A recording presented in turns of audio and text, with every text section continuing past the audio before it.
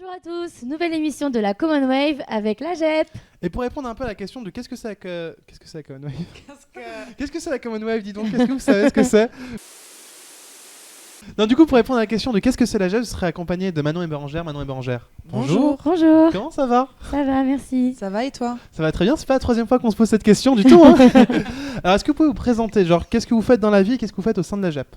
Donc, moi, c'est Bérangère Poncet. Je suis étudiante en deuxième année d'orthophonie à Sorbonne Université et je suis actuellement présidente de la GEP. Et moi, c'est Manon Lachaud. Je suis actuellement étudiante en deuxième année du Bachelor by Eductive en section communication événementielle marketing. Et je suis actuellement la première vice-présidente de la GEP en charge de la défense des droits. Ok, d'accord. Donc, la GEP, déjà, qu'est-ce que c'est? Qu'est-ce que ça a comme statut? Quelle est son importance?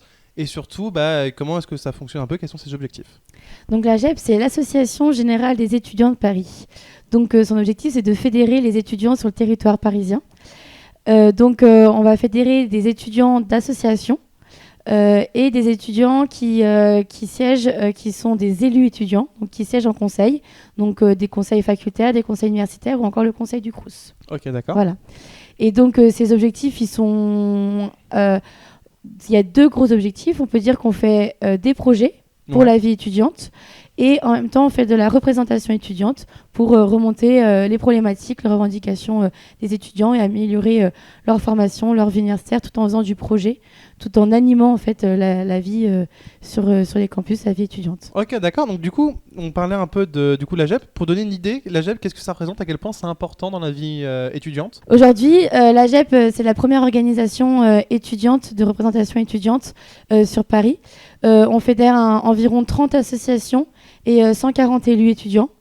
Ça donne un certain poids sur nos positions et sur nos revendications et aussi auprès des instances publiques parce que donc on va autant travailler avec les universités que avec la mairie de Paris ou d'autres instances en fait sur le territoire parisien aussi. Ça peut nous arriver de travailler avec des instances nationales. Donc tu as parlé que la GEP ça avait deux versants, donc un versant qui était la représentation, un versant qui était les projets. Est-ce que vous avez des projets notables de la GEP dont vous pouvez nous parler? Oui, bien sûr. Déjà, je vais commencer par vous présenter le projet d'orientation et réorientation. Donc, on va organiser dans les lycées et avec les lycées des salons de l'orientation où c'est justement nos étudiants du réseau qui vont venir au plus proche des lycéens pour leur présenter leur filière, leurs études, en quoi ça consiste, et répondre à leurs questions pour qu'ils aient vraiment une orientation qui leur corresponde le mieux possible et qu'ils aient toutes les clés en main pour prendre cette décision.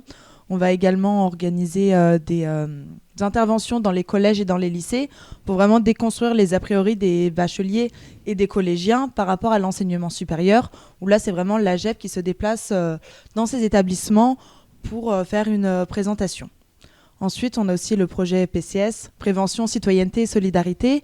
Donc vraiment toujours avec le réseau, on va organiser des événements pour le Téléthon, le SIDAction. On a aussi organisé dernièrement un événement pour l'Octobre Rose, justement, où on a récolté 102 € de dons pour l'association Phénix et Dragon, qui est là pour aider les femmes qui ont eu un cancer du sein, justement, à reprendre confiance en elles et à récupérer un peu des aptitudes physiques qu'elles ont pu perdre pendant leur convalescence. Donc j'ai entendu parler du coup de ces projets-là, il y en a d'autres aussi, il y a aussi le projet des Agorae, dont vous pouvez peut-être nous parler? Oui, bien sûr. Donc, l'Agorae, c'est un projet en fait de la FAGE, qui est l'organisation nationale à laquelle on adhère. Et donc, c'est un projet d'épicerie sociale et solidaire par et pour les étudiants. Donc, la FAGE a créé le projet et l'a implanté en fait sur différents territoires. Aujourd'hui, il y a une vingtaine d'Agorae en France. Et nous, à Paris, on en a deux. On en a une dans le 18e arrondissement et une dans le 13e arrondissement. Donc, cette épicerie sociale et solidaire, elle a son versant solidaire parce qu'elle revend à 10% du prix du marché les produits. Okay. Donc le panier, en fait, si une personne, un bénéficiaire vient faire ses courses, son panier de 35 €, il va le payer 3,50 €. Ok, d'accord. Voilà. Et on a un versant aussi social, parce qu'on part du fait que quand un étudiant est précaire, il ne peut pas non plus sortir, avoir une vie sociale, puisque la vie sociale demande des fonds financiers. Donc, on va lutter contre l'isolement social et la précarité étudiante. Est-ce que vous avez d'autres projets dont très rapidement vous pouvez nous parler, ou des actualités en ce moment?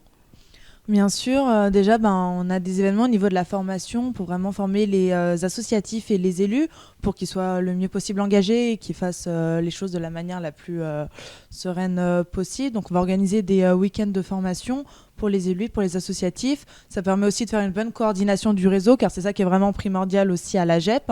On va aussi se retrouver dans notre Agoré du 13e, les 3e jeudis du mois pour vraiment justement se retrouver tous ensemble, en plus de nos assemblées générales, et passer du temps tous ensemble. Et actuellement, on a le projet Paris sur ta ville qui a été lancé dans le cadre justement des élections municipales qui arrivent. Donc dans ce projet Paris sur ta ville, on a créé un questionnaire de satisfaction pour les jeunes de 15 à 29 ans. Et en parallèle du questionnaire, on organise vraiment des groupes de travail avec la jeunesse pour réfléchir à des contributions et à vraiment à des choses qu'on pourrait porter lors de nos rendez-vous dans le cadre de ces élections municipales et faire en sorte que la vie des étudiants au quotidien aille de mieux en mieux. Parce que la vie au quotidien à Paris, on le sait tous, c'est quand même ça peut être compliqué. Ouais. Compliqué. Et en plus, quand on est engagé associativement, c'est dur aussi. On oublie souvent de prendre soin de soi, on met ses études de côté, ce genre de choses. Donc, on a aussi un projet de bien-être des étudiants engagés avec une affiche et une sorte de petit guide avec des petits tips de choses à pas oublier, comment s'organiser vraiment associativement, asso, perso, avec le travail, pas oublier de manger, dormir. Ouais, pour avoir une bonne, je pense que pour être pertinent dans une asso, il faut arriver à prendre soin de ça. Si on n'est pas bien dans sa peau, on sera pas forcément pertinent dans le cadre de l'asso dans lequel on représente. Ouais, et avoir une bonne hygiène de vie, c'est quand même super important. C'est plutôt sympa même. Pour les gens qui se posent des questions de s'investir, soit dans les associations de représentation ou soit dans les associations tout court, pourquoi s'investir ? Pourquoi est-ce que vous êtes investi ? Et qu'est-ce que ça peut apporter le fait de s'investir ?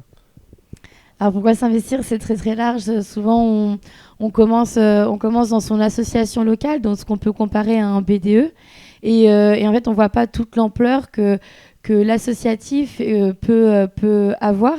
C'est-à-dire qu'on se rend compte qu'il y a un maillage qui est gigantesque. En fait, on rentre dans une association locale et puis on est lié du coup à la GEP sur le territoire parisien. On est lié parfois aussi à une fédération de filières. Les deux vont être liés à la FAGE, donc ça va faire un énorme réseau national. Et puis on prend, en tout cas je parle pour moi, on prend le goût d'organiser des projets, de faire remonter les problèmes. Et en fait, pourquoi on fait de l'associatif ? Souvent, c'est parce que quelque part, les universités et ou l'État, en fait, ne répondent pas à tous les besoins des étudiants. Et donc, les étudiants engagés doivent et le font on le fait tous avec plaisir. Et on pallie en fait ce manque de la part de l'université et de l'État. Et aussi pour ajouter, on va dire, un côté un peu plus personnel, quand on s'engage, on apprend énormément de choses. C'est vraiment un enrichissement personnel au niveau de notre formation. Que, par exemple, un étudiant qui va être en sciences va pouvoir faire de la vulgarisation scientifique. Ou alors ça permet aussi de s'aider à trouver sa voie, à s'orienter. À la base, personnellement, j'étais en études de sciences, en licence à Descartes. Finalement, grâce à l'associatif, je me suis découvert et maintenant, je suis en école de communication et je m'épanouis beaucoup plus. Sans l'associatif, je pense que jamais je me serais retrouvée là aujourd'hui et je pense que c'est le cas pour la plupart des étudiants qui vont s'engager.